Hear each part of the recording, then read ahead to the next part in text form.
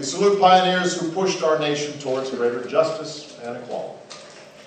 A Baptist minister, C.T. Vivian was one of Dr. Martin Luther King Jr.'s closest advisors. Martin taught us, he says, that it's in the action that we find out who we really are. And time and again, Reverend Vivian was among the first to be in the action. One of the first freedom riders.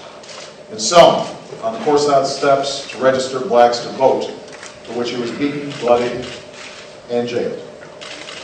Rosa Parks said of him, even after things had supposedly been taken care of and we had our rights, he was still out there, inspiring the next generation, including me, helping kids go to college with a program that would become Upward Bound. And at 89 years old, Reverend Vivian is still out there, still in the action, pushing us closer to our founding ideas. Reverend C.T. Vivian. His legacy of combating injustice will shine as an example for generations to come.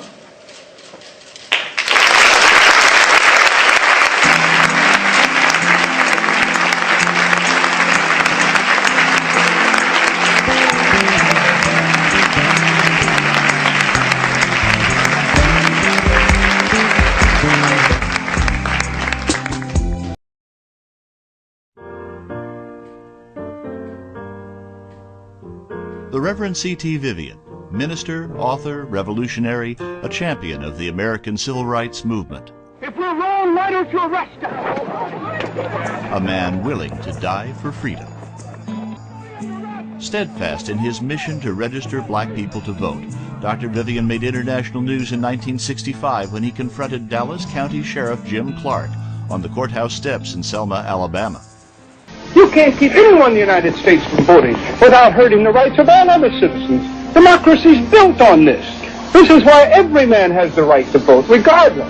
Is what I'm saying true? Yes! Is it what you think and what you believe? Yes! We have come to be here because they are registering at this time. And so we have come, and we I can't enforce the law with light my face. We have come to register.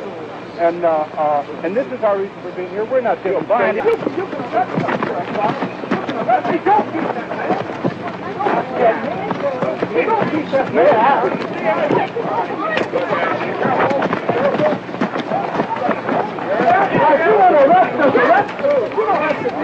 No, you don't have to be that. It was a clear engagement between those who wished the fullness of their personalities to be met and those that would destroy us physically and psychologically. You do not walk away from that. This is what movement meant. Movement meant that finally we were encountering on a mass scale the evil that had been destroying us on a mass scale. You do not walk away from that. You continue to answer it.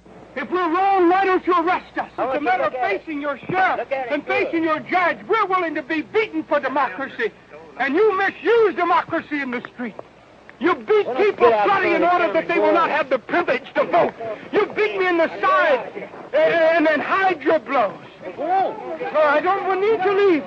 We've come to register to vote. Champion of the Civil Rights Movement, Dr. Cordy Tendell Vivian. The movement was a moral and spiritual movement. Nonviolence is a spiritual concept. And here we were speaking to not only the president, but all the people. Dr. Vivian, an early practitioner of nonviolent direct action strategies, first participated in sit-ins to help desegregate lunch counters in 1947, Peoria, Illinois. Lunch counter sit-ins turned into beach wade-ins. He was wearing a bathing suit. He said, well, I want to go swimming.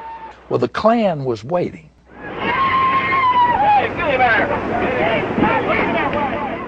What did swimming represent to segregationists that created such hostility?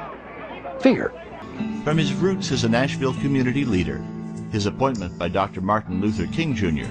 as National Director of Affiliates of the Southern Christian Leadership Conference, his participation in one of the first freedom rides, which led to his imprisonment at Parchman State Prison Farm, to his near-death experience as a wade-in activist in St. Augustine, Florida, Dr. Vivian's commitment to the cause never wavered. But let me stop you, Dr. Vivian, because I know that there are a number of people listening to this show, and no doubt those of you in the seminar who say, well, that is not my fault.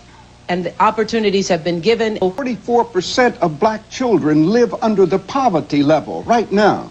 All right? 36% of black families live under the poverty level, and that's the highest it's ever been since they've been keeping figures on us. Let's say it this way. Let's say it is too much and you drop out or are pushed out, is what we call it, being pushed out. Then 30% of a white dropout are unemployed. But 71.4% of black dropouts are unemployed. If you're a black male, the study said that we may see a generation of young black men who've never had a steady job. A black man with a college education will make slightly less in a lifetime than a white man with a high school education. Bridging the gap for the civil rights era to present-day disparities, Dr. Vivian has founded several organizations, including the C.T. Vivian Leadership Institute, dedicated to building a national framework for revitalizing underserved communities. I created Upward Bound, right? Is that, and just because a lot of kids got kicked out of school, and I kept trying to figure how we're going to make those young people leadership. The creator of Upward Bound was awarded the Presidential Medal of Freedom, the nation's highest civilian honor, by President Barack Obama. That little award, right, is going to make it possible to do all kinds of things. Now, all of us got awards sitting all over everywhere, right? But I'll tell you what, if they don't help you help somebody, they're just pieces of glass and wood. Right?